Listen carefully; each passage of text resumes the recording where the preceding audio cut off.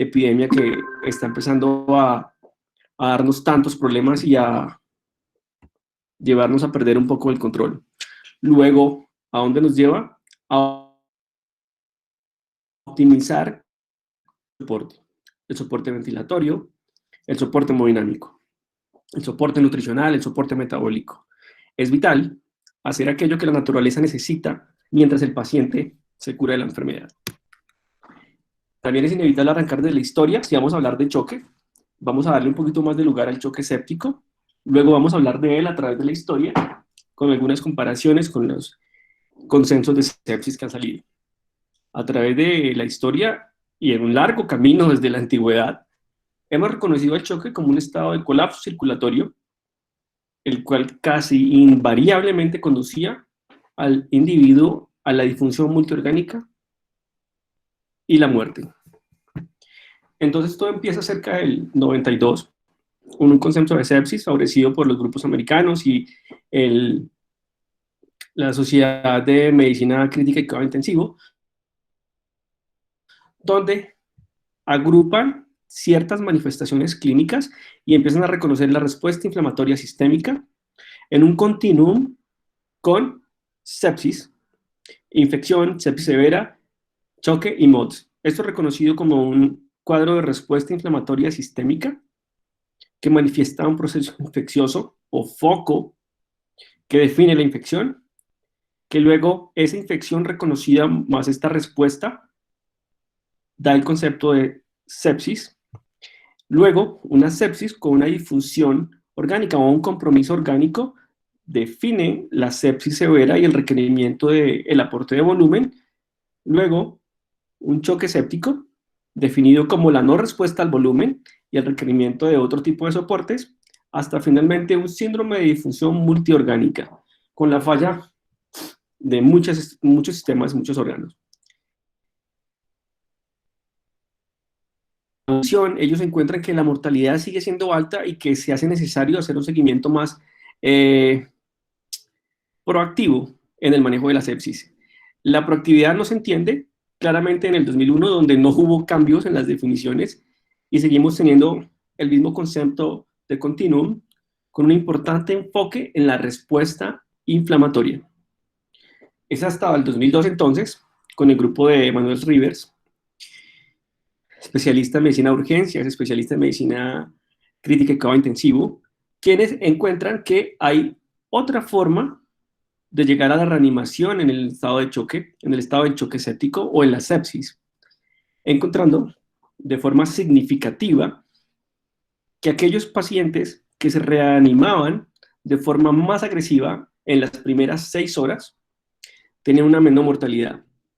Esos hallazgos fueron soportados.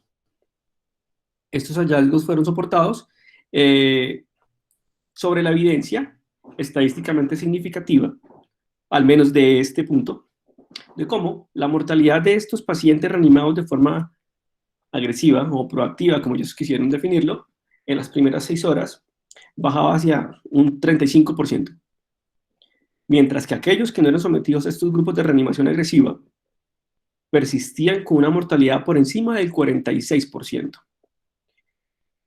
Si bien no todos los aportes de las campañas de sobreviviendo a la sepsis tienen un gran soporte, sí hay que reconocer, nadie le va a quitar eso a Manuel Rivers, como la intervención oportuna, el cubrimiento antibiótico temprano y la optimización de valores de perfusión siguen siendo significativas y con muy buena evidencia. Entonces, estas actualizaciones se han venido dando luego al 2004, luego al 2008, luego al 2012, el 2016, hasta el mismo 2016, donde otro grupo reporta el tercer consenso de la sepsis, publicado en el JAMA, donde dice, hey, tengo problemas con la interpretación clínica de la sepsis en todos los consensos previos, porque a nuestro parecer, la respuesta inflamatoria va mucho más allá de la infección. Y reconoce muchas patologías que tienen una importante respuesta inflamatoria reconocida como signos de respuesta inflamatoria que no necesariamente se tratan de procesos infecciosos activos. Es aquí como reconocemos naturalmente los estados, las patologías de origen inmunológico, la pancreatitis, los quemados, entre otras condiciones. Incluso algunos se quieren meter a las maternas y sus cambios biológicos, que también tienen algunos hallazgos fuera de los conocidos rangos de signos de respuesta inflamatoria sistémica. Y entonces ellos, ¿qué proponen? Ellos dicen, hey, la sepsis vamos a definirla distinta y vamos a hablar de la sepsis como una disfunción orgánica potencialmente mortal causada por una respuesta disregulada del huésped a la infección. Nos sugiere dos intervenciones, una a la misma cabecera del paciente en la valoración inmediata que llamaron Quick SOFA, y otra herramienta, la herramienta SOFA, de la cual iremos hablando un poco más adelante. Luego dice, no es clara el concepto o el puente entre la sepsis severas y el choque. Entonces se vuelven a revisar todo el historial y cuando empiezan a leer qué se definió a través del tiempo como sepsis severa, encuentran el déficit de volumen, el compromiso de órgano, la hiperlactatemia y la hipotensión persistente. Entonces, ellos reconocen y dicen, nos parece un término redundante y sepsis severa no existe. Tenemos una sepsis y tenemos un estado de choque séptico.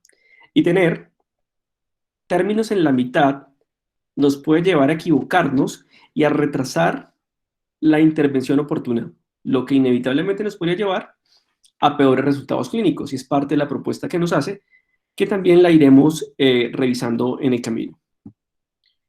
Entonces, hablemos un poco más de sepsis 3. El tercer consenso internacional de la sepsis o sepsis 3 reconoce las limitaciones de las definiciones previas de la sepsis, porque éstas tienen un enfoque excesivo sobre la inflamación y lo que ellos llamaron un modelo engañoso de que la sepsis sigue un continuo a través de la sepsis severa y hasta el choque.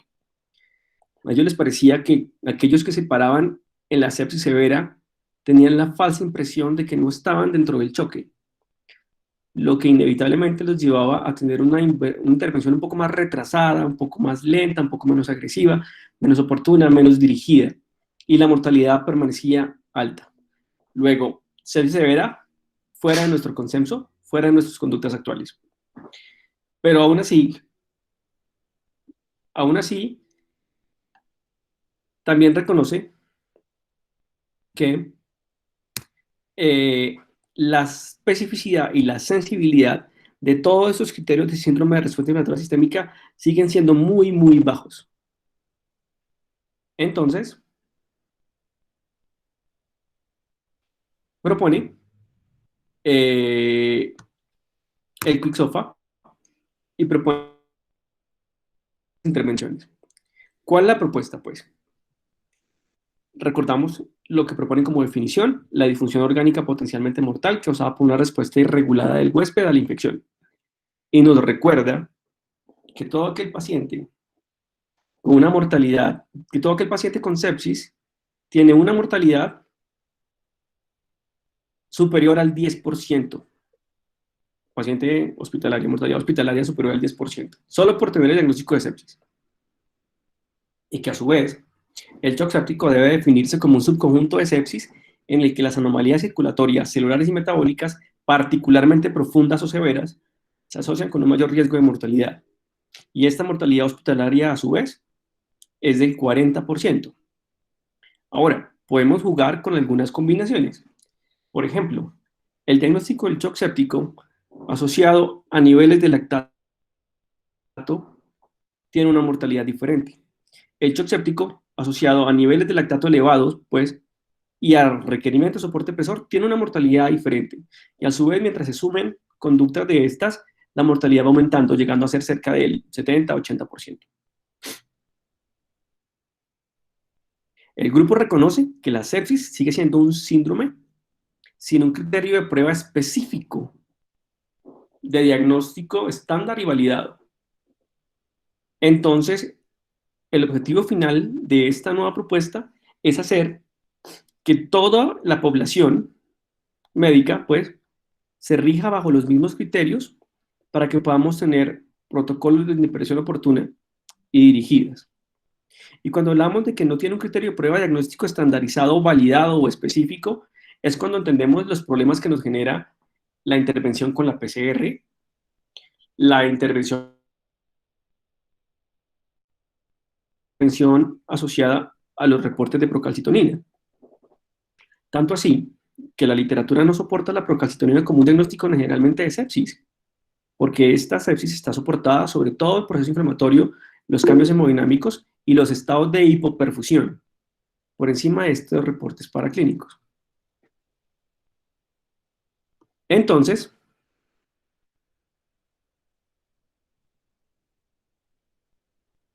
¿hay algún problema con la imagen? Leo en el chat que no se ve bien la imagen. ¿Está todo bien? Y no se escucha, no se ve la imagen, doctor.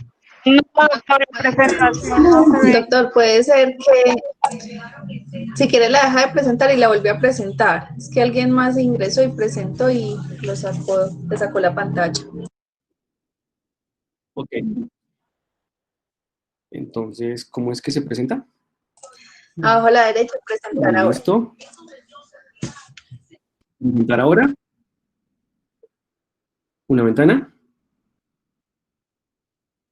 Módulo de choque. Compartir. ¿Y vamos acá o digamos más atrás? En la anterior. Listo. Entonces, retomando esto.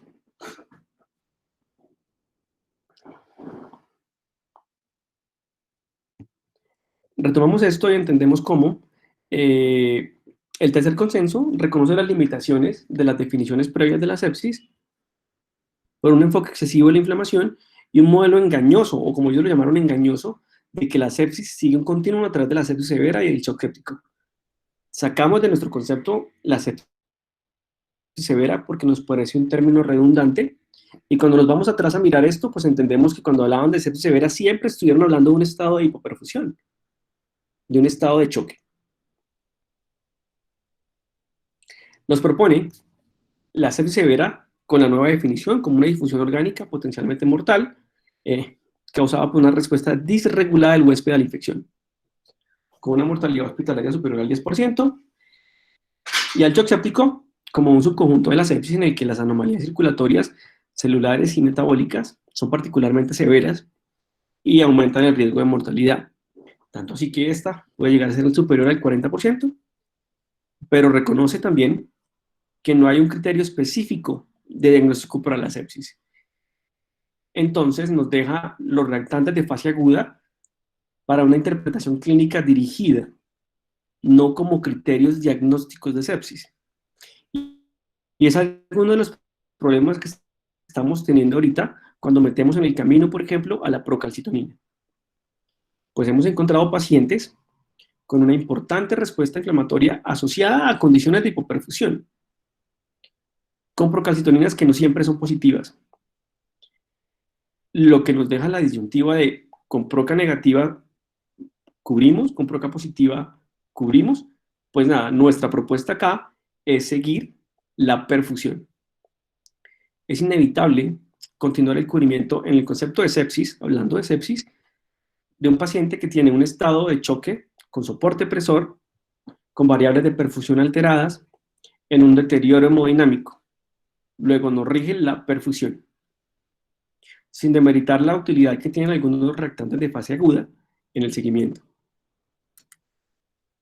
Entonces, la propuesta dentro del tercer concepto de la sepsis es esta, y nos dice tenemos dos posibilidades. Tenemos la posibilidad de intervención a la cabecera del paciente en el momento agudo de la intervención y nos propone el QICSOFA. Y nos dice, vigilemos la frecuencia respiratoria, vigilemos la alteración del estado de conciencia y vigilemos la presión arterial sistólica. La suma de dos o más de estos inevitablemente nos lleva a considerar la posibilidad de un estado de hipoperfusión, si no evidente, oculta y una mortalidad asociada. Para muchos por encima del 10%, como veníamos hablando anteriormente. Entendiendo que esto no es un criterio que nos va a llevar a dirigir el enfoque del choque séptico, porque para eso tenemos la escala del SOFA completa, aquella que nos mide 6 variables, la respiración a nivel de 6 sistemas, pues, la respiración, hematológico, el hepático, el cardiovascular, el sistema nervioso central y el renal. Entendiendo la diferencia entre las dos como que una se hace en el momento mismo del ingreso del paciente y la otra requiere de estudios paraclínicos adicionales que en determinados lugares y con dificultades en el acceso a otras ayudas diagnósticas, pues tiene problemas de consecución. Lo que pasa es que hay que tener un enfoque dirigido por sistema. Y quiero citarles un ejemplo. Cuando hablamos de un estado de choque y hemos de un componente respiratorio, tenemos que hablar de la PAFI según la escala de SOFA. Un corte sobre 300, donde nos dice que una PAFI por debajo de 300, de 200 a 300 es leve, el trastorno de la oxigenación, pues. Una PAFI entre 100 y 200 es moderado, y una por debajo de 100 es severa. Es importante entender que estos valores deben ser sometidos de forma individualizada a los índices de oxigenación. ¿A dónde quiero ir? Quiero que imaginemos un paciente, quiero que imaginemos dos pacientes con la misma PAFI, 150. Pero un paciente ventilado, estamos hablando en este caso de pacientes ventilados, son nuestros dos pacientes. Dos pacientes ventilados con la misma PAFI, 150. Un paciente, para alcanzar la PAFI de 150, requirió tener una modalidad espontánea de respiración, con un soporte mínimo, con un PIB mínimo. Luego, consideramos una evolución dependiendo de los cambios dinámicos hacia la mejoría o hacia el deterioro. Ahora hablemos de nuestro otro paciente, la misma PAFI, 150. Pero este paciente, para llegar a 150 de PAFI, tiene una modalidad controlada, bajo relajación, bajo sedación profunda, con un PIB de 20, un soporte de 20, un volumen altísimo y totalmente controlado. ¿A dónde quiero ir con los dos ejemplos? Quiero decir que la valoración de cada variable debe ser individualizada sobre las condiciones clínicas del paciente, porque dos PAFI similares no significan las mismas condiciones clínicas. Luego vamos a otro sistema, al sistema hematológico, al hígado, al hepático, pues, cardiovascular. En el cardiovascular tengo los mismos ejemplos y eso lo vamos a ir hablando un poco más adelante. Y monitoreo de otros dos pacientes. Estos pacientes pueden estar ventilados o no. Dos pacientes con el mismo gasto cardíaco. 3.5. Entendiendo que la fórmula del gasto es la frecuencia cardíaca por el volumen sistólico, vamos a llegar al mismo gasto si yo tengo un volumen sistólico de 40 cc latido, metro cuadrado, si hablamos de índice de volumen sistólico, con una frecuencia de 60, de 100. ¿Sí? Diferente a otro paciente que tiene el mismo índice cardíaco en 3.5, pero para llegar ahí lo hizo con un índice de volumen sistólico de 20 mililitros latido metro cuadrado, pero favorecido por una frecuencia cardíaca. Quiere decir, tengo los mismos conceptos de variables hemodinámicas, 3.5 de gasto cardíaco, pero alcanzados por diferentes condiciones clínicas. Uno garantizado sobre la frecuencia cardíaca muy aumentada y otro bajo la normalidad. Luego, a la luz muy rápida de alguien que no tome el tiempo para hacer el análisis, podría ser un paciente que le presentan con un gasto de 3.5 como normal y pasar desapercibido, olvidando que para llegar al 3.5 requirió tener 150 de cardíaca y eyecta la mitad del volumen normal en cada contracción. Más adelante seguimos hablando de muchas variables y ese tipo de conflictos en el monitoreo hemodinámico. Luego de esto vamos a hablar del choque y el diagnóstico, sobre todo con la consecuencia entre lo que es tener un diagnóstico establecido y una conducta decidida. Quiere decir que sepsis más requerimiento del vasopresor es un estado de choque, o sepsis más el requerimiento del lactato es un estado de choque. Luego, tener un paciente con solo hiperlactatemia, así en ese momento no tengamos soporte presor, define un estado de choque. Cuando hablamos de ausencia de hipovolemia, quiere decir que pues nadie define un estado de choque cuando no intentó reanimarlo. Quiere decir que un paciente que llegó a un cuadro de una infección activa, un cuadro de sepsis, es reanimado y sale y se perfunde y mejora, pues es una sepsis. Y seguramente la perfusión de cada órgano va a mejorar. Pero cuando ya se corrigió lo que creemos, un déficit de volumen, y seguimos requiriendo vasopresores o tenemos marcadores de hipoperfusión, estamos claramente bajo un estado de hipoperfusión.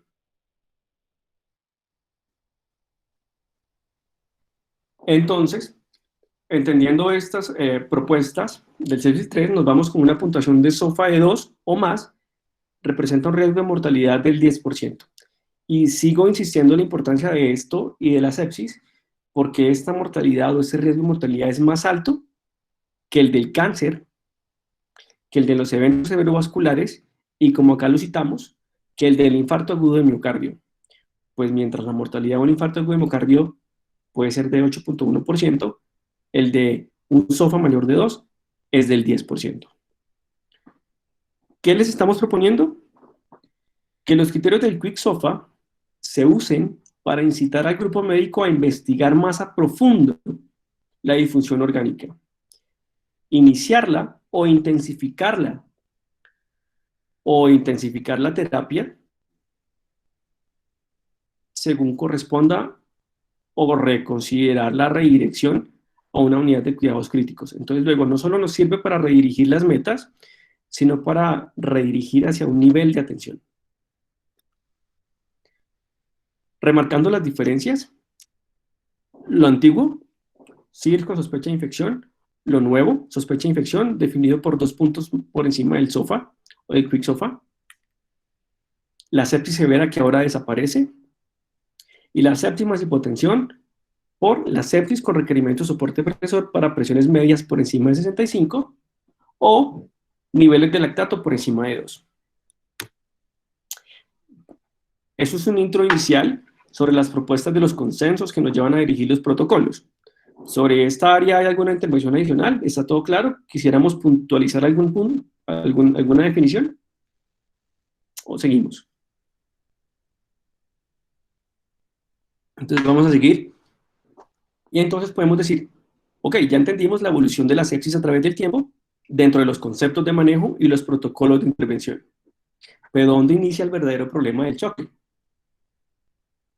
Y aquí nos vamos a ir un poco más a la célula. Y todos los problemas inician con la termodinámica de la vida. ¿Sí? Claramente, la termodinámica de la vida lo que busca es energía. Y las premisas son que los organismos viven en una pérdida constante de su energía dentro del medio donde circulan. Que el ser humano, para poder mantener su orden, es decir, la vida, es decir, la función celular, necesita reponer la energía que pierde constantemente. Pero ojo, esto no es posible. Bien conocemos la vieja frase de la energía no se crea ni se destruye, solo se transforma. Luego no es posible construir energía, de tal manera que el proceso de vivir implica necesariamente la reposición a partir del medio. Ojo, la reposición de la energía perdida. Pero ¿qué pasa cuando no reponemos nuestra energía?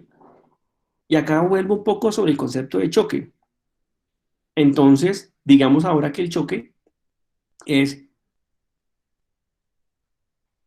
la alteración entre la interacción del aporte y el consumo de la energía. O sea, un déficit en la utilización de la energía. Y como estamos hablando de la termodinámica de la vida y la función celular, pues arranquemos desde lo básico, y es la muerte celular en el choque. Trump, médico norteamericano, fisiólogo, nos define 7 fases dentro de la muerte celular en la hipoperfusión. Y nos dice que la historia natural de la muerte, secundaria a la isquemia o a la hipoxia, evidencia que una vez arranca el proceso de lesión por hipoperfusión, se produce una secuencia de eventos a través de 7 etapas que lleva a la muerte celular.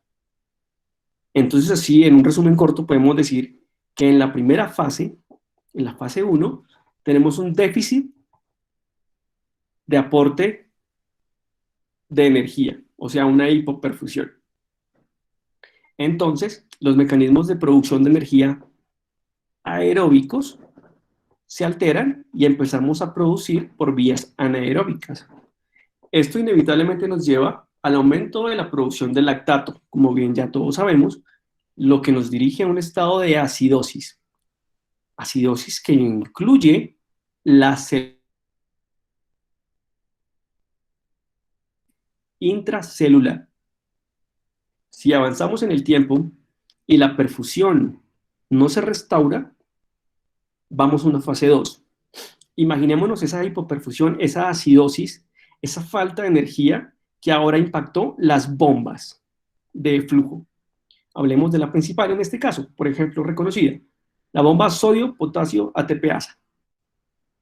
Entonces tenemos una disfunción de bombas y es por eso que acá, en esos estados de choque, empezamos a tener evidencia de alteraciones hidroelectrolíticas, como la hiponatremia o la hipernatremia, dependiendo del momento que lo tomemos. Si nos falla la energía y las bombas dependientes de energía no funcionan, como la sodio-potasio ATPasa, en este caso, no logramos sacar el sodio. Entonces, se nos queda el sodio dentro de la célula, lo que genera gradientes de presión oncótica. Y, en compensación, hay un volumen del intersticio que se pasa al interior de la célula tratando de compensar las presiones, lo que nos lleva al edema celular. Entonces ahora tenemos una acidosis intracelular, un edema celular, una disfunción de bombas, y esto nos lleva a la alteración de la síntesis de RNA. ¿Sí? Y entonces la función mitocondrial empieza a alterarse. Si persiste en este punto las fases de choque, pasamos a la fase 4, que es la que Trump propone como una fase de irreversibilidad o fase de no retorno. Luego, cuando pasamos en esta fase, antes de la reanimación adecuada, nuestro paciente tiene una mortalidad asegurada. Y el resumen de las 5, 6 y 7ª fase hace referencia, con todos estos trastornos hidroelectrolíticos, al ingreso del calcio, por ejemplo, que hace complejos con la calmodulina y produce fosfolipasas que va a lisar los fosfolípidos de membrana que componen la membrana celular, que componen la mitocondria o la función mitocondrial y nos lleva a la lisis celular. De allí las fases de Trump para la muerte celular en el choque. Entonces, ¿cómo se desarrolla esto? Pues nada, como veníamos diciendo, pasamos de un estado aeróbico a un estado anaeróbico. Se depleta la producción de fosfatos de alta energía, se hace una mala utilización de la energía por parte de los tejidos, se aumenta la producción de ácido láctico, se favorece la acidemia metabólica, se progresa hacia la disfunción mitocondrial, entonces se produce una alteración de la membrana celular y se presenta la muerte. Eso hablando en concreto sobre la célula y su lesión. Y nos vamos saliendo un poquito de la célula y nos metemos aquí en las perfunde. Entonces, se reconoce a través del tiempo el concepto de microcirculación. La microcirculación es aquella que tanto vemos impactada en los estados de choque por un compromiso circulatorio con déficit de flujo, cuando hay un déficit del aporte o cuando tenemos un exagerado soporte, como por ejemplo el presor, que nos va a favorecer el cierre de áreas de microcirculación que nos va a llevar a la hipoperfusión de estos tejidos distales a esta y que nos favorece condiciones de hiperlactatemia, por ejemplo, que finalmente nos llevan a estados de lesión celular, lesión tisular, lesión de órgano. Entonces, la microcirculación son todos aquellos vasos sanguíneos que poseen un diámetro menor de 100 micras, es decir, las arteriolas, los capilares y las vénulas. ¿Por qué son importantes? Porque son el lugar donde ocurre la liberación del oxígeno hacia los tejidos. Y si esta microcirculación está alterada, pues no va a haber liberación de oxígeno a los tejidos, luego los tejidos entran en falla y la célula finalmente muere. ¿Pero por qué son tan importantes? Por su endotelio. Y el endotelio es reconocido como una estructura de la microcirculación, el cual juega un papel importantísimo en la homeostasis de los individuos, porque es un órgano regulador de la función cardiocirculatoria, de las hemostáticas y de las inmunológicas. Es entonces considerado como uno de los órganos más grandes del cuerpo humano, cubriendo un área corporal de cerca de 1.200 metros cuadrados de superficie. Entonces, son importantes porque el endotelio y la regulación del tono vascular presenta a este nivel la síntesis de compuestos con efectos vasoactivos. Y va a ser lo que más tarde nos va a definir los síndromes vasoplégicos. Como por ejemplo el factor relajante del endotelio, que no es más que el mismo óxido nítrico. También la producción de la prostaglandina I2, las cuales tienen moléculas con efecto vasodilatador, aunque también la endotelina, por ejemplo, que es una molécula con un efecto vasoconstrictor. Estos mecanismos de regulación, a su vez, se pueden clasificar de varias formas. Como miogénicos, todos aquellos que sensan el estrés, o sea, la tensión de la pared, la distensión vascular. Los metabólicos, que sensan las concentraciones de oxígeno, el gas carbónico, el lactato de los hidrogeniones, o los neuromorales. Entendiendo la muerte celular, la función celular, la perfusión, el déficit del aporte, la microcirculación y el endotelio, nos seguimos saliendo un poco más y vamos llegando ya al síndrome como tal, el choque. Por eso es importante aclarar que no todos los tipos de choque presentan el mismo compromiso del endotelio.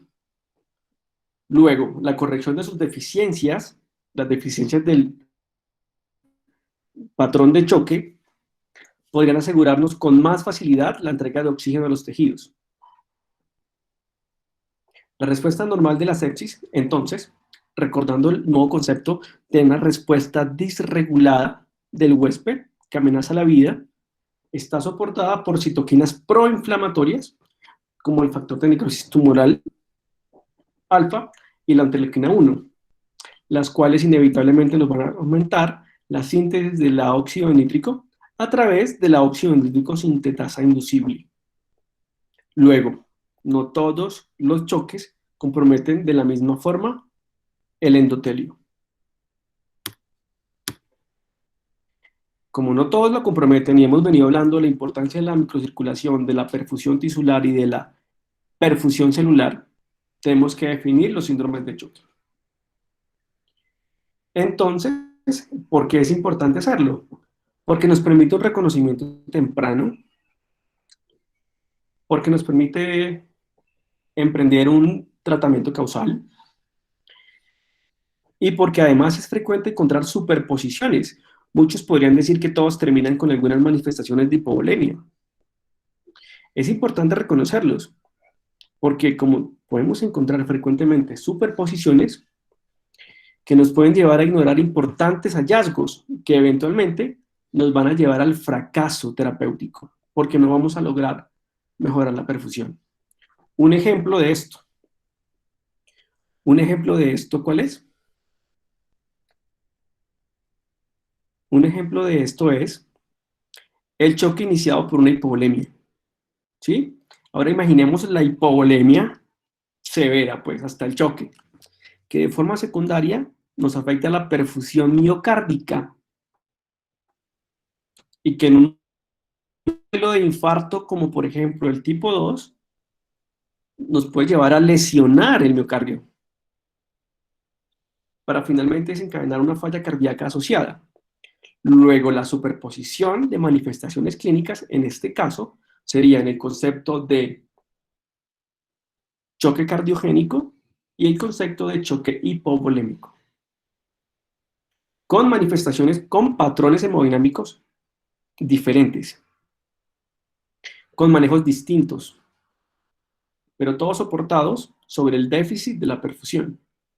Y más adelante, en las próximas diapositivas, vamos a hablar de ese concepto que llamamos patrones hemodinámicos, que es súper interesante y súper importante.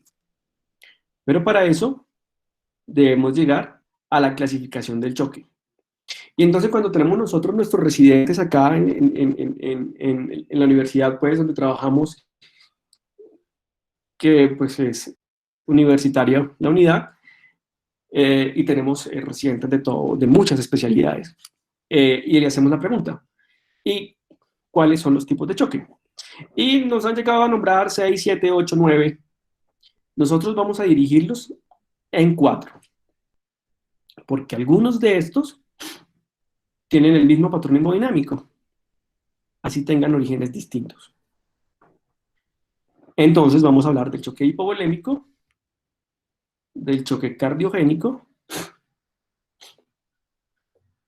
del choque obstructivo y del choque distributivo.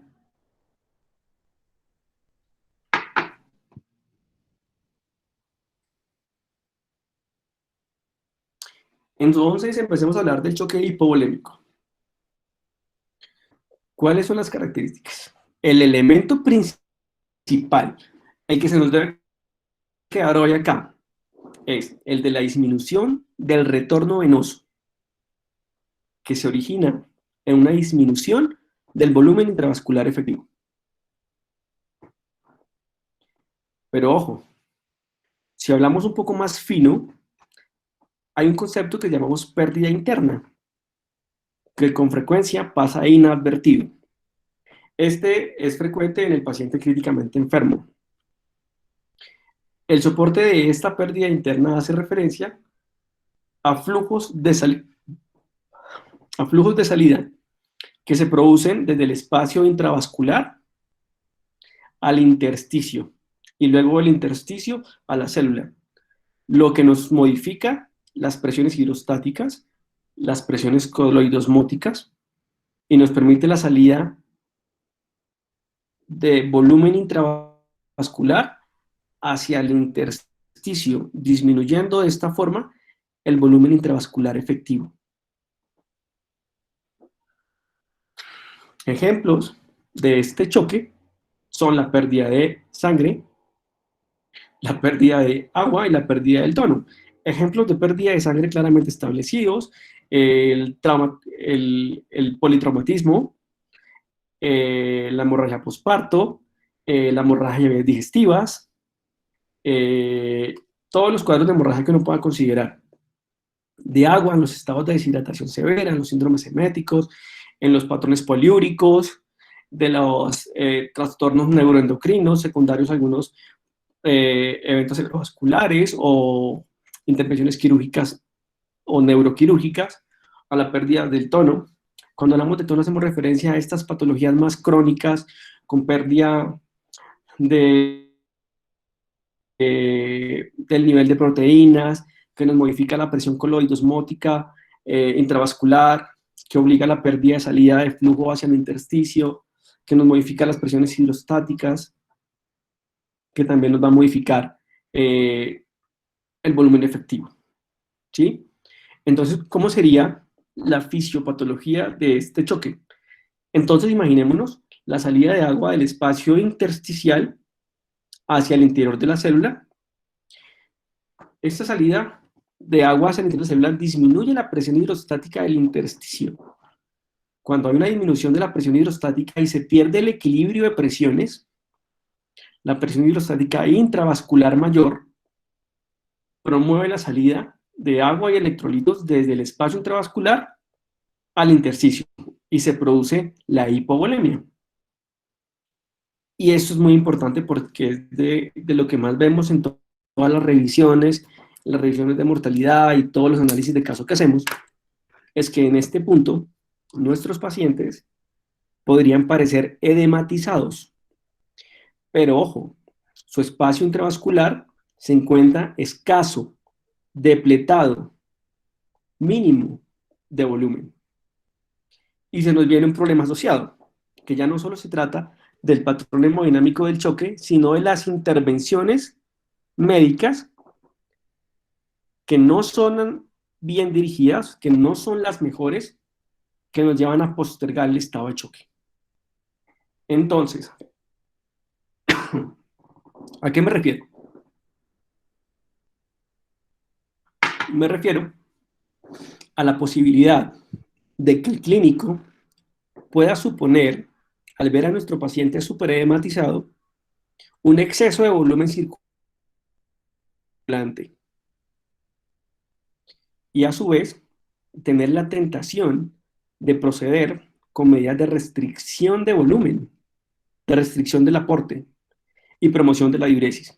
Entonces acá cuando llegamos a evolucionar y vemos un paciente malo, hipoperfundido, que no mejora, y decimos, no, pero está súper hematizado,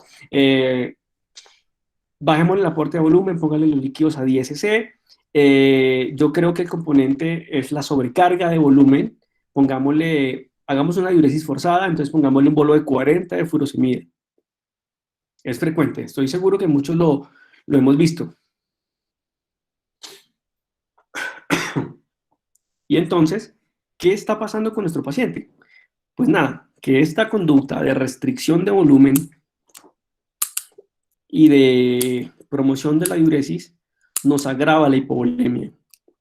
Una hipovolemia ya existente y severa, poniendo en riesgo la vida del paciente, dado que evidentemente limita la perfusión. Recordemos que cuando nosotros tenemos conductas que favorecen la promoción de la diuresis, no estamos sacando líquido del intersticio, al menos no de forma aguda. Quiere decir que ese bolo de 40 de furosemida que le pusieron, sacaron de ese espacio intravascular algo de ese deficiente volumen efectivo que tantos problemas nos estaba dando en la perfusión. Entonces, ¿cuáles son los patrones hemodinámicos de los que estamos hablando? Son estos, y les recuerdo acá. La característica principal es la disminución del retorno venoso, que a su vez reduce el volumen de llenado ventricular, y de esta forma, inevitable e invariablemente, el gasto cardíaco. Les recuerdo el gasto cardíaco, frecuencia cardíaca por volumen sistólico. Luego, si usted no tiene un buen retorno que garantice un buen llenado de fin de diástole, pues no eyecta lo que no tiene.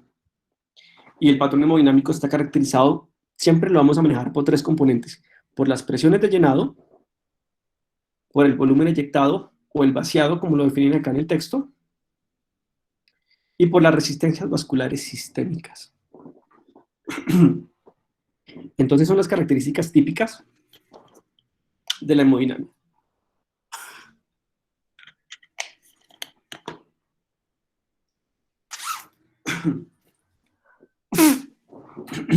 Entonces, las presiones de llenado,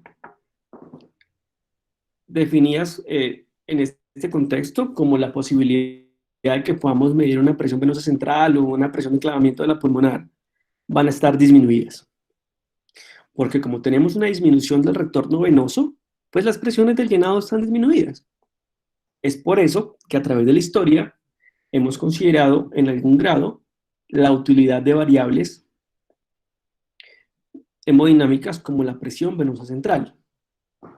¿Y cuál era nuestro análisis? Nuestro análisis era sencillo, y era decir, si yo tengo una presión venosa central baja, yo tengo un llenado o una presión de llenado ventricular baja, luego tengo un retorno venoso bajo, luego lo que necesito es volumen. Y en cierto punto, todos tenían razón. Es cierto.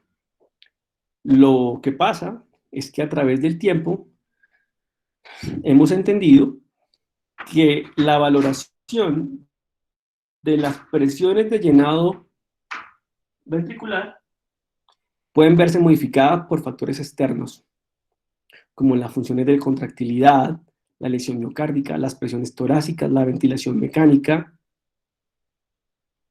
el operador dependiente, alteraciones valvulares, cardiopatías congénitas, que nos van a llevar a tener una mala relación con la evolución de la PVC a través del tiempo, pero que no le quita el valor de la buena interpretación. Entonces, sigamos con el choque hipovolémico y los patrones hemodinámicos. El llenado, una PVC disminuida, una cuña disminuida, si habláramos de un Swan Ganz. Luego, del vaciado o del volumen eyectado. Y aquí esta parte es fácil porque es que si usted tiene un volumen de final de diástole poquito, lo que eyecta es poquito. Y en compensación, la resistencia vascular sistémica va a estar aumentada. Esto es importante porque hay condiciones patológicas agudas que nos llevan a cometer errores. Cito dos ejemplos. Una lesión vascular y una hemorragia posparto. ¿Por qué son importantes estos ejemplos? Porque usted le pone un monitor, le pone unos electrodos y mira unos signos vitales. Este paciente podría estar presentando presiones arteriales normales, frecuencias cardíacas ligeramente elevadas. Y como no tenemos cómo monitorizar los volúmenes de eyección, pues ese dato no lo tendríamos. Entonces, en los dos ejemplos podríamos cometer errores como los siguientes. En el código rojo, por ejemplo, nuestra paciente, tiene una buena presión, no ha sangrado tanto, no se preocupen. Sígale un cc por kilo, o en el volumen o en la lesión vascular. Yo no creo que sea una lesión vascular importante, tiene buenas presiones. Pongámosle a un cc por kilo y esperemos la respuesta a la interconsulta. Error craso, cuando entendemos que esto no es más que la compensación de la liberación de catecolaminas endógenas que a través del aumento de la resistencia vascular sistémica nos mantienen la presión arterial media. Entonces, cuando ya esta respuesta compensadora se pierde y se manifiesta la franca respuesta hemodinámica de hipovolemia, vamos tarde.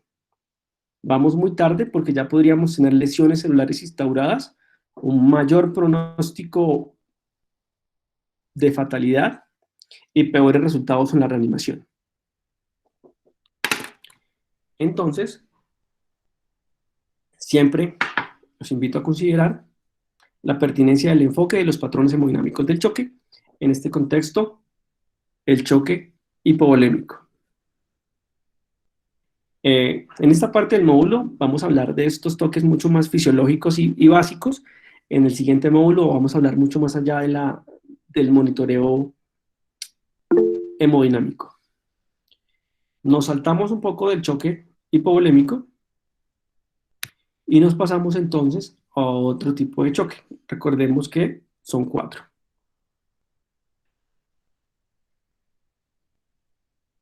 Entonces, continuando con esto, vamos al choque de origen cardiogénico. Recordemos acá, como lo dijimos anteriormente, el choque hipovolémico con la lesión por hipoperfusión del corazón o del miocardio puede llevar a desarrollarnos un comportamiento de choque de origen cardiogénico.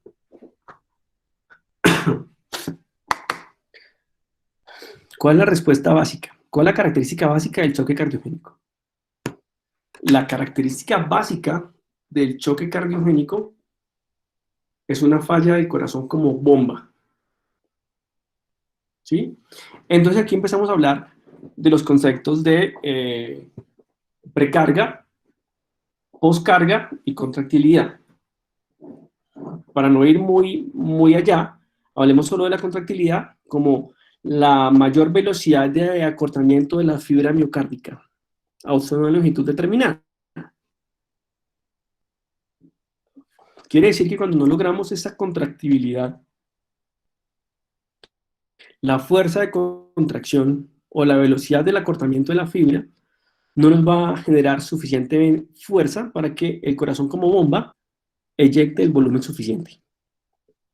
Entonces, choque cardiogénico, ¿cuáles son las características? La disminución de la fuerza ventricular. ¿Y cuáles podrían ser las causas? Pues, la isquemia miocárdica, las cardiomiopatías, las valvulopatías o los cardiodepresores. ¿Y cuáles son los choques o los patrones hemodinámicos? Entonces, miremos la diferencia de patrones hemodinámicos. Aquí tenemos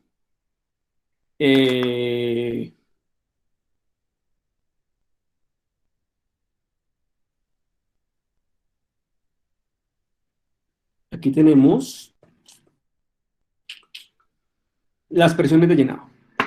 Vamos a seguir con las mismas variables para que podamos tener la misma interpretación. Entonces, en las presiones de llenado ventricular tenemos la presión venosa central y la presión de enclavamiento pulmonar, pues la cuña. Aquí, a diferencia del choque hipovolémico, el patrón hemodinámico es distinto. Aquí la PVC está aumentada.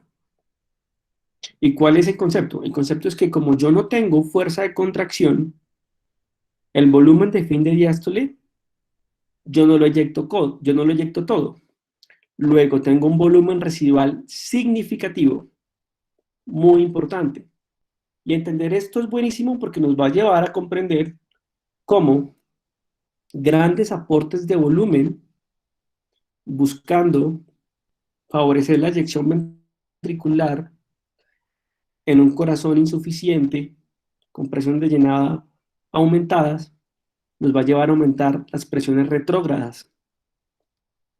Y a su vez, favorecer el desarrollo de complicaciones cardiopulmonares como el edema pulmonar. El segundo patrón hemodinámico, que es el volumen eyectado, o el vaciado, pues, índice sistólico. Índice de volumen sistólico o índice cardíaco. El índice sistólico, como unidad de medida, tiene el volumen por latido, por metro cuadrado. Si es un índice de volumen sistólico. Y el índice cardíaco, pues la frecuencia del gasto cardíaco por el índice de masa corporal. Como la fuerza de contracción de nuestro corazón es insuficiente, este volumen eyectado, pues es el mínimo. Lo que va a manifestarse con estados de hipoperfusión tisular, que nos va a dar todas las manifestaciones del choque cardiogénico. Y es ahí cuando venimos con el hígado de falla, el riñón, o el síndrome cardiorrenal, y todas las complicaciones por hipoperfusión. Estos pacientes que tienen esas extremidades distales cianóticas, hipoperfundidos, frialdad distal, es la manifestación clínica de esta condición. Pero ¿cómo se comportan las resistencias? Recordando que la resistencia es la respuesta del endotelio a los estímulos patológicos. En este contexto, estamos hablando de una respuesta compensadora, tratando de ser mediada también por catecolaminas endógenas. Entonces, en resumen, el patrón hemodinámico son presiones de llenado ventricular elevadas, con vaciados disminuidos, con resistencias aumentadas. ¿Sí? Y es acá donde se vienen un montón de condiciones farmacológicas que uno quisiera aportar al manejo para garantizar mejores variables de perfusión, buscando garantizar mejor las condiciones de contractilidad, y empezaremos a hablar de los inotrópicos. Pero los inotrópicos tienen un problema, que para empezar están contraindicados en el déficit de volumen. Entonces, aplicado al cardiogénico y al hipovolémico, primero evaluamos el volumen intravascular. En el cardiogénico, si tenemos un buen volumen intravascular, damos el primer paso para la utilización de un inotrópico. Pero luego de reconsiderar el volumen intravascular, tenemos que hablar de el consumo miocárdico.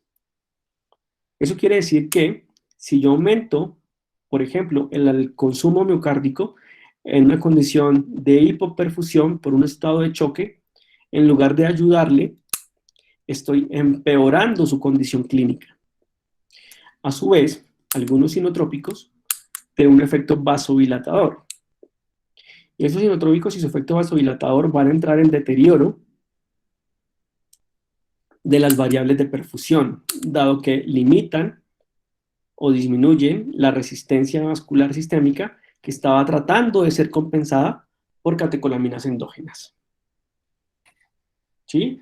Y acá también quiero hacer otra pausa.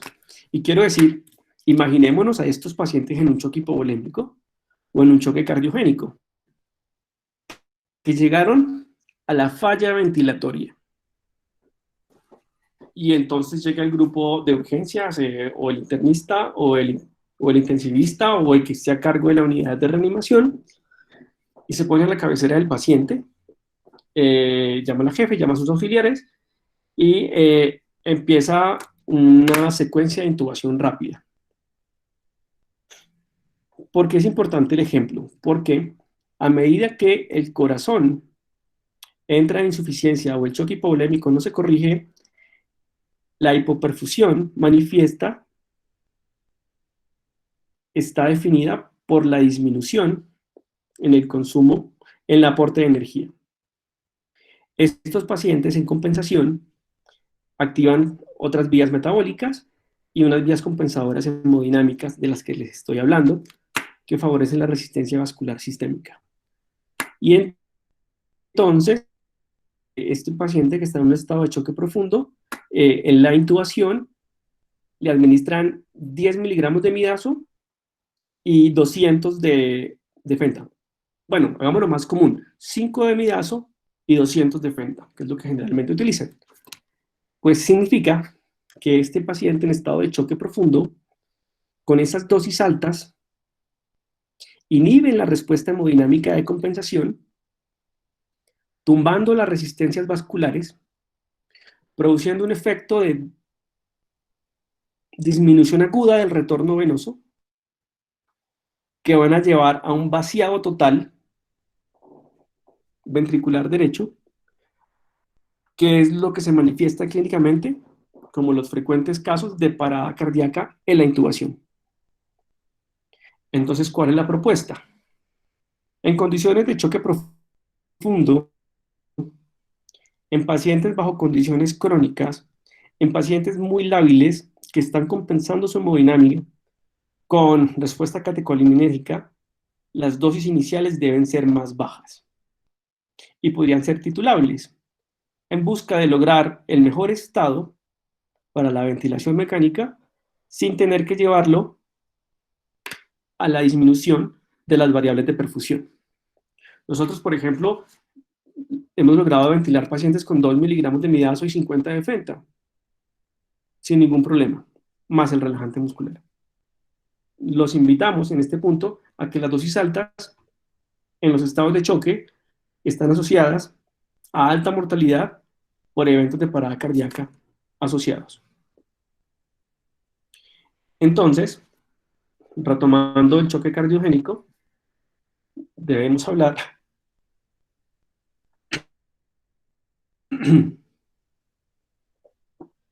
de la intervención, porque no solo se trata de conocer el choque, sino de cómo vamos a trabajar sobre él.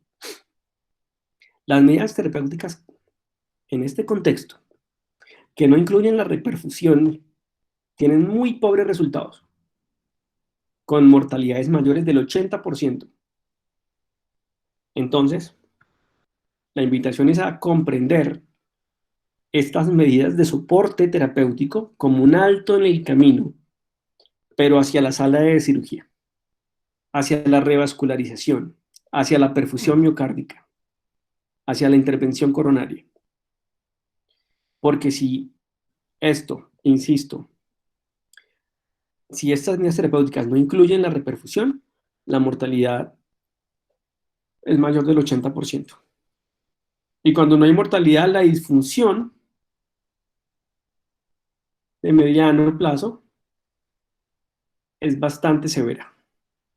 Entonces, se debe considerar las opciones de monitoreo en todos estos pacientes con estado de choque que requieran un alto apoyo cardiovascular.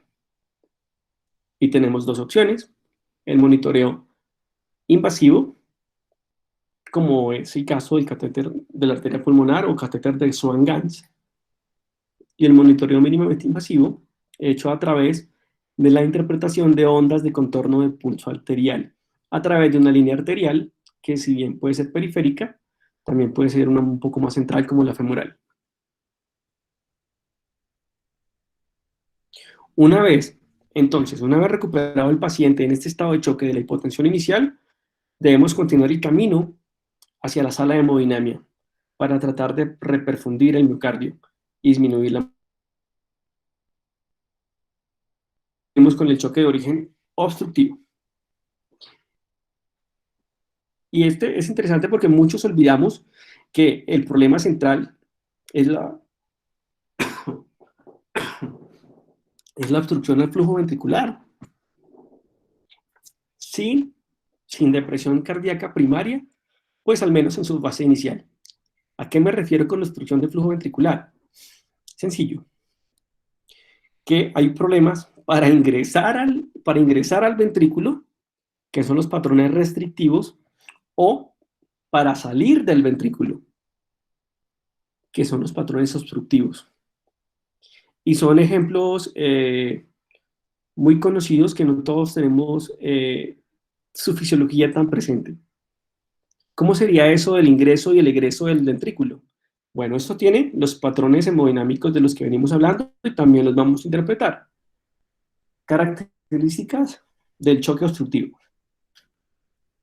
Restrictivo, obstructivo. Patrones hemodinámicos. Las presiones de llenado ventricular están aumentadas. Entonces, ojo, recordemos lo que venimos hablando. En este caso, la presión venosa central está aumentada. ¿Sí? Y podría pasar que este paciente tenga un déficit de volumen, o sea que estuviera en algún grado de hipovolemia. Pero que dado que tenemos un patrón restrictivo o obstructivo, inevitablemente nos aumenta las presiones de llenado, y a esa hipovolemia, que normalmente cursa con una presión venosa central disminuida, en este caso, esté normal. Entonces tendríamos ya un problema en la interpretación del choque y en las fases de reanimación hemodinámica. El vaciado. Digamos que, como tenemos un problema restrictivo obstructivo a la eyección del ventrículo, pues lo que va a salir de este va a estar disminuido. Por eso aquí el patrón hemodinámico es disminuido. En este caso también, en pro de la compensación, tenemos resistencias vasculares aumentadas.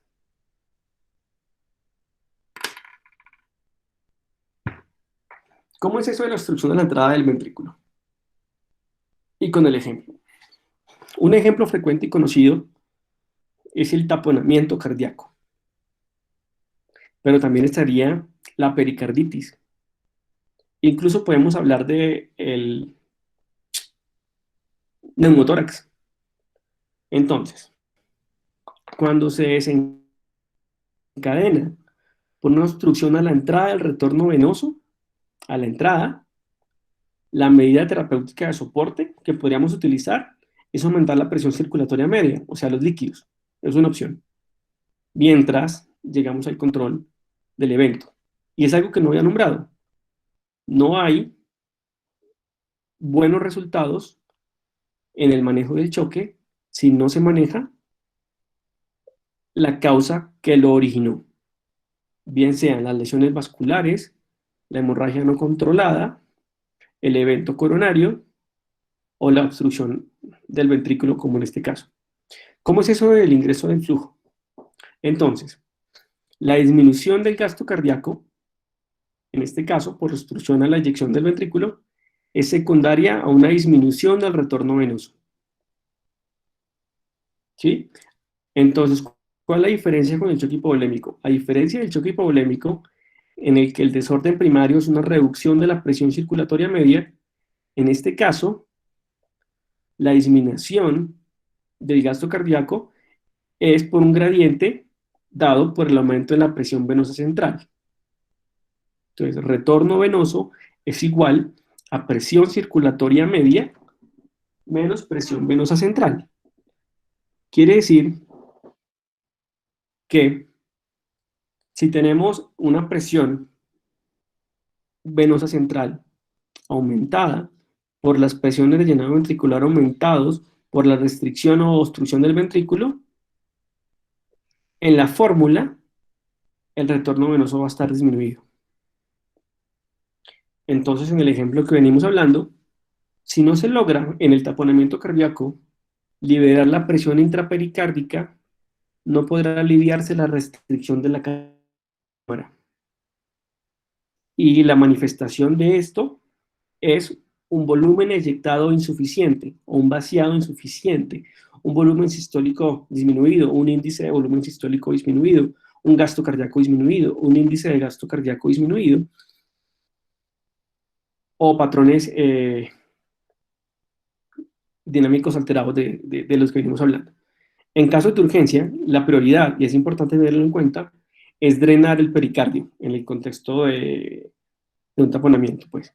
Y la administración de líquidos se convierte en una medida secundaria, aunque debe realizarse conjunta a la intervención primaria. Entonces, hablábamos de la restricción, en este caso, de la obstrucción a la entrada del ventrículo. ¿Sí? Entonces, imaginemos el retorno venoso que quiere entrar con un taponamiento que no deja distender las cámaras cardíacas, limitando el ingreso del volumen. Ahora hablemos de la obstrucción a la salida del ventrículo. El ejemplo acá es el tromboembolismo pulmonar. Entonces, se puede presentar una reducción del retorno venoso que responde a la elevación de la presión circulatoria mediante la administración de líquidos. ¿Qué quiere decir esto? Que como tenemos una obstrucción a la salida y las presiones de llenado ventricular están aumentadas, se disminuye el retorno venoso, que eventualmente puede responder al aporte de volumen o administración de líquidos. Pero ojo, aquí hay un problema y es la aparición del riesgo del cor pulmonar. Entonces hablemos un poquitín del cor pulmonar. Imaginémonos a dos ventrículos, pues son dos ventrículos separados por un septum que tiene una interacción permanente. El ventrículo derecho, al tener una obstrucción a la salida por el embolismo, termina aumentando su presión, la presión de su cámara, pues. Y aumenta la presión, y aumenta la presión, y se le pone más volumen, y se le pone más volumen, y se le pone más volumen, porque el volumen eyectado por el ventrículo izquierdo está disminuido. Claro, está disminuido porque el volumen del ventrículo derecho no tiene una adecuada salida hacia el ventrículo izquierdo. Entonces, el acúmulo de líquido o de volumen en el ventrículo derecho va a llegar a un punto tal en el que eventualmente nos desplace el septum interventricular. Entonces, el septum interventricular se desplaza y nos empieza a ocupar parte de la cámara cardíaca izquierda. ¿Sí? Entonces, cuando se desplaza y nos ocupa parte de la cámara cardíaca izquierda, nos disminuye el área donde vamos a acumular el volumen que va a ser eyectado. Es por eso que el cor pulmonar asfixia aumenta la mortalidad, porque además de que tenemos problemas de eyección, tenemos problemas por disminución de la capacidad del ventrículo, porque hay una disfunción o una alteración de la interacción septum-ventrículo que nos colapsa, que lo colapsa. Pongámoslo peor. Además de que está colapsado, el paciente presenta un aumento importante de la frecuencia cardíaca. Entonces tenemos poquito volumen en un poquito espacio con poquito tiempo para llenarse.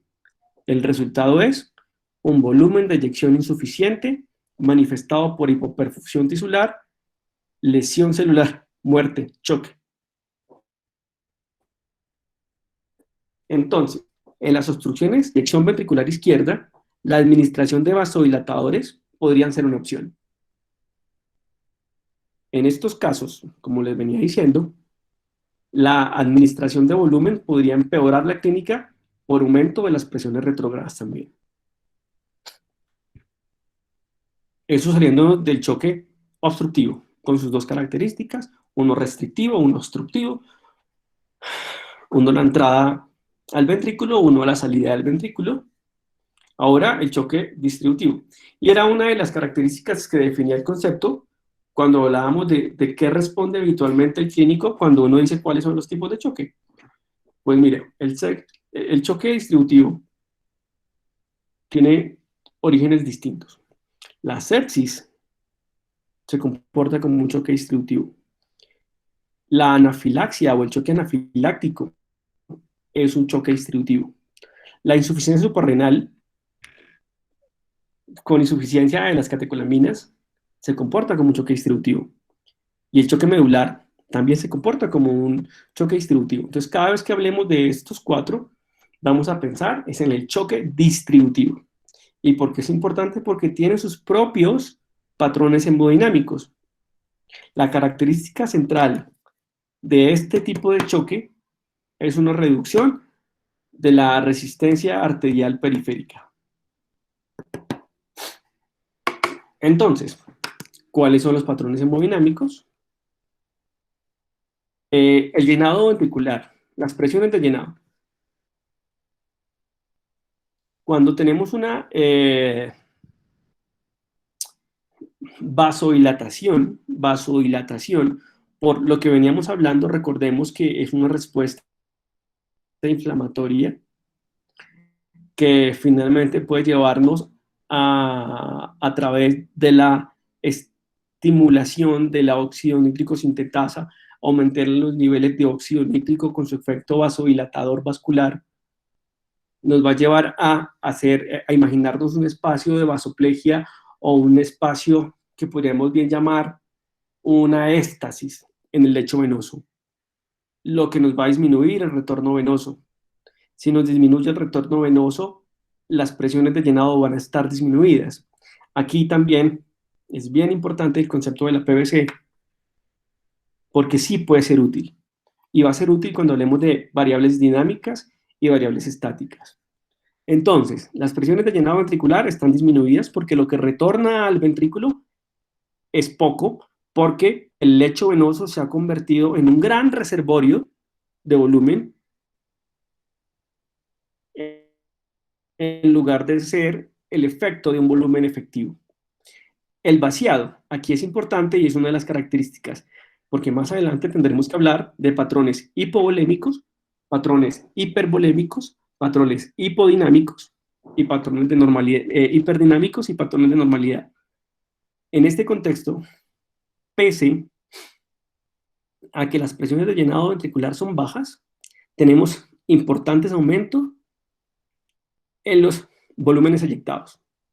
Y es lo que nosotros reconocemos un patrón hiperdinámico. Por eso cuando hablamos de un paciente en sepsis, un paciente en choque séptico, y decimos, está hiperdinámico, estamos hablando de ese paciente taquicárdico, con un pulso inicialmente un poco más grueso, que inevitablemente se va a modificar al final, que cuando logramos monitorizar presenta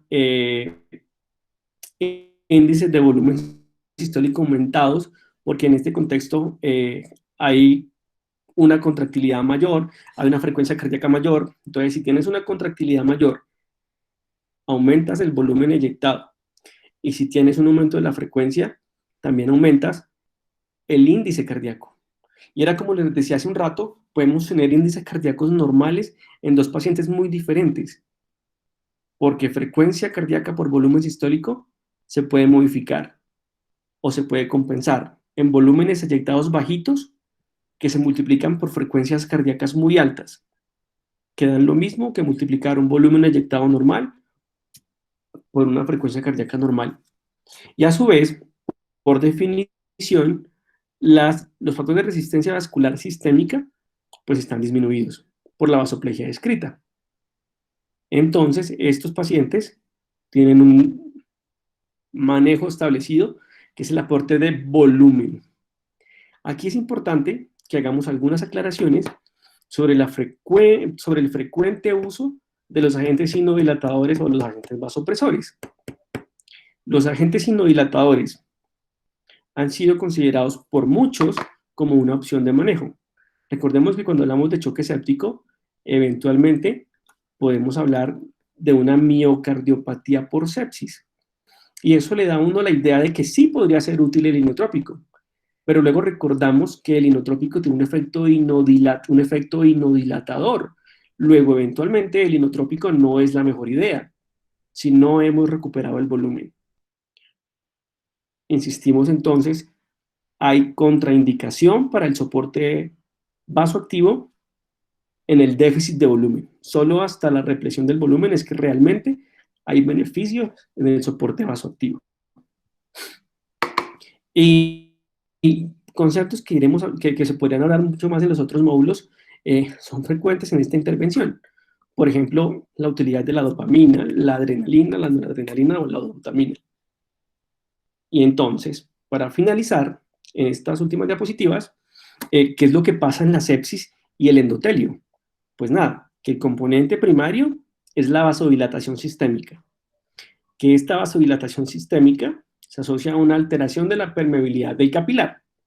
Como se asocia, además de la vasodilatación, una alteración de la permeabilidad capilar, se fuga volumen al intersticio y ese volumen que se fue se manifiesta como un patrón hipovolémico. Por eso, como en la hipovolemia, el cuadro de choque séptico se maneja con volumen. Y más adelante también empiezan a preguntarse, bueno, entonces, ¿cuál va a ser más útil? La albúmina, pues los coloides, los cristaloides, los almidones, las gelatinas. Ya llegaremos en su punto a hablar de ese tema, pero la respuesta es cristaloides. Entonces, entendiendo esto, la modificación del calibre de los vasos, por ende, modifica el flujo sanguíneo. El aumento de la permeabilidad vascular con escape del plasma a los tejidos circundantes favorece el concepto de hipovolemia con disminución del retorno, además de la vasoplegia, que disminuye finalmente, después del agotamiento de la fibra miocárdica y la sepsis o la miocardiopatía por sepsis, el volumen eyectado y la hipoperfusión, hasta el choque y la muerte asociada. Además, esta alteración de la permeabilidad es lo que nos garantiza o lo que nos lleva a entender la migración leucocitaria desde la circulación hasta el foco de la lesión. Y es por eso que tenemos las manifestaciones edema, calor, pues rubor, y pues en sistemas la pérdida de función del órgano. Para concluir, el choque entonces, después de todo lo que hemos hablado, se caracteriza por una disminución de la perfusión tisular, es decir, una disminución de la posibilidad del consumo de oxígeno, pues porque no lo aportamos, debido a una limitación del aporte de oxígeno a la mitocondria. Luego, si no le aporto a la mitocondria no consume, cuyas principales consecuencias son una reducción de la producción de energía y un aumento, a su vez, a través de vías alternas de la producción de ácido láctico, o sea, las vías anaeróbicas, por la inevitable muerte celular con la inevitable muerte celular. Si todo este estado de hipoperfusión y déficit del aporte no es corregido.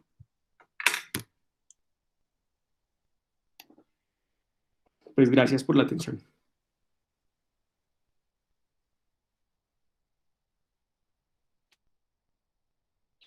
No sé si acá tengamos alguna intervención adicional, si alguien quisiera que tuviéramos la aclaración de algún punto.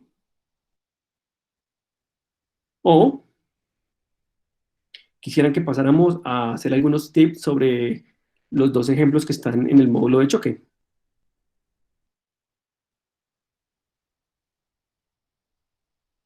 Ok, entonces el módulo de choque.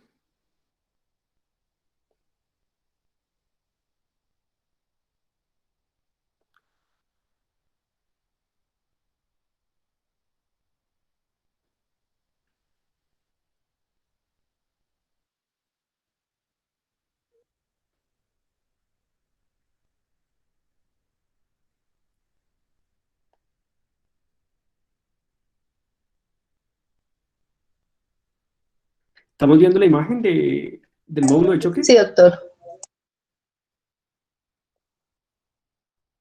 Listo. Entonces, en la primera parte del módulo hablábamos de la clasificación orientada por el monitoreo. Entonces, para no agotarlos mucho con la charla, que se puede prolongar un poco, tomemos los dos primeros.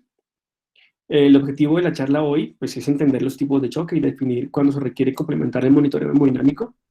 Entonces tenemos una paciente, en este caso, de 26 años con un cuadro de fiebre, tos, dolor abdominal, manifiesta que desde ayer se siente débil y al ingreso a urgencias se encuentra con frecuencia cardíaca de 130 latidos, con una presión arterial de 80-40, una frecuencia respiratoria de 30 por minuto y somos llamados a definir el plan de manejo inicial. Pues entonces uno diría, ok, listo, si fuéramos ordenados, para no saltarnos de una vez al diagnóstico, que aquí está muy evidente, uno diría, hagámosle un quick SOFA. Y tenemos presiones sistólicas por debajo de 100, tenemos una frecuencia respiratoria por encima de 22. Desde ya tenemos un SOFA mayor a 2 que nos lleva a considerar la posibilidad de una mortalidad mayor del 10% y una condición de choque que debe ser investigada, buscando parámetros de hipoperfusión acústica, por ejemplo. Luego esto nos define esto como un estado de choque séptico, dado la respuesta inflamatoria evidente y el estado de hipoperfusión. Choque porque seguramente en este contexto tenemos que requerir el soporte presor, dado las presiones que están reportando, y que inevitablemente cuando miramos lactato y otras variables de perfusión, van a estar alteradas. Entonces tenemos un quick SOFA alterado, pedimos todo el perfil del SOFA, los 6 sistemas, y consideramos un estado de choque séptico. Asumiendo que ya tenemos el reporte de los sistemas, encontramos que tenemos un impacto sobre el sistema respiratorio, dado que ha requerido en este contexto o está manifestándose como una polimnea. Si quisiéramos hacer una aplicación de este ejemplo a los patrones hemodinámicos del choque distributivo, en este caso, o sea, el choque séptico, ¿cómo tendríamos las presiones de llenado ventricular disminuidas? Entonces, si acá tomamos una PVC, va a estar disminuida. Si acá le ponemos un Swan-Ganz y medimos la cuña, va a estar disminuida. Porque la característica ya descrita del choque séptico es un estado de vasoplegia con disminución del retorno venoso, favorecido por la hipotensión evidente en este caso, que nos lleva a unas presiones de llenado disminuidas que al final de todo podría impactarnos en la perfusión, aunque al inicio, como patrón hiperdinámico de la sepsis, pudiera presentarse, dado la taquicardia, el aumento de la contractilidad, como patrón hiperdinámico, la conservación del volumen sistólico. Tendríamos el vaciado o los índices o el volumen sistólico aumentado y las resistencias vasculares disminuidas. ¿Cuál sería el manejo inicial? El manejo inicial ante un paciente hipoperfundido es el monitoreo hemodinámico y la reanimación volumétrica. En este contexto no arrancaríamos de entrada con el soporte vasoactivo porque no hemos recuperado el volumen. Sugeriríamos un monitoreo más invasivo, la colocación de un catéter venoso central que nos permita, donde lo hacen,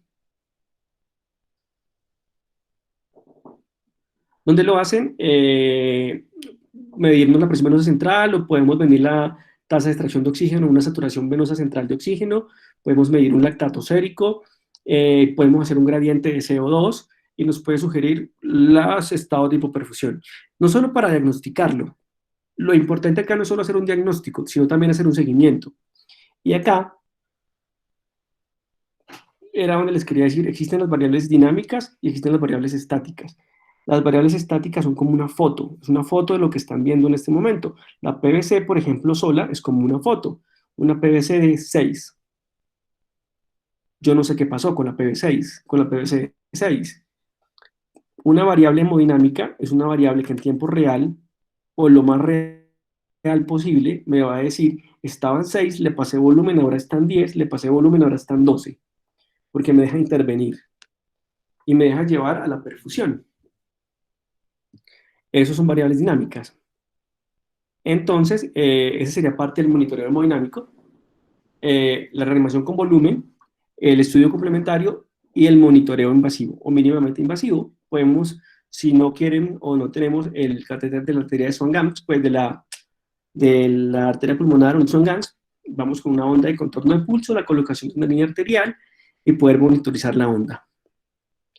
En el segundo ejemplo tenemos un hombre de 60 años que consulta por un dolor en el pecho, antecedentes de hipertensión, diabetes, y refiere que se siente ahogado, el ahogo, el cual va en progresión, al ingreso de una frecuencia cardíaca de 90 latidos por minuto, y una presión arterial de 80-40.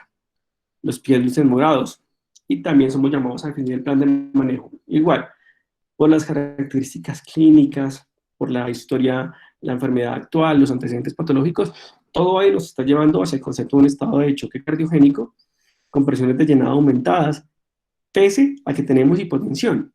Entonces, esta presión de llenado ventricular está aumentada no por aumento del volumen, sino por aumento del volumen de fin de diástole residual, ese que no se eyectó por la disminución de la contractilidad ventricular.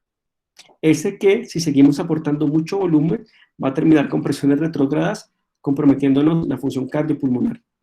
Y a su vez, la opción de desoxigenación. Es importante que cuando hablamos de presiones arteriales medias y soporte presor, algunos tienen un efecto cronotrópico diferente al otro y algunos han asociado más a mortalidad que a otros en el evento coronario. Por ejemplo, el milrinón está asociado a mayor mortalidad que la dobutamina, por ejemplo. Pero la dobutamina tiene una importante frecuencia que podría aumentar el consumo miocárdico y tampoco es inocua, y entonces se vuelve un poco más complejo el monitoreo y la intervención. Entonces, finalmente, entendimos los tipos de choque, y cuando queremos definir cuándo se requiere complementar el monitoreo hemodinámico, en todos los estados de choque se debe llevar al monitoreo hemodinámico, no solo para el diagnóstico, sino para el seguimiento a la intervención y la valoración de la respuesta hemodinámica. Así que pues, si no hay preguntas, para no agotarlos en la charla y prolongarlos mucho en el tiempo, ¿todo está claro? ¿Todo ha sido entendible?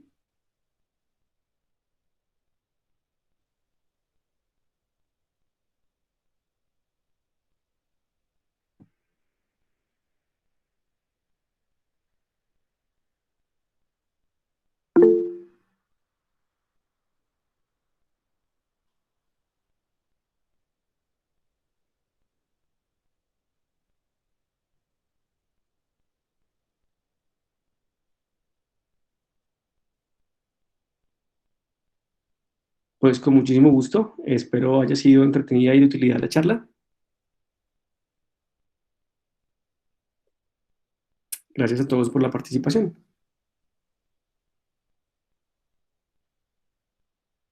Muchas gracias, profe.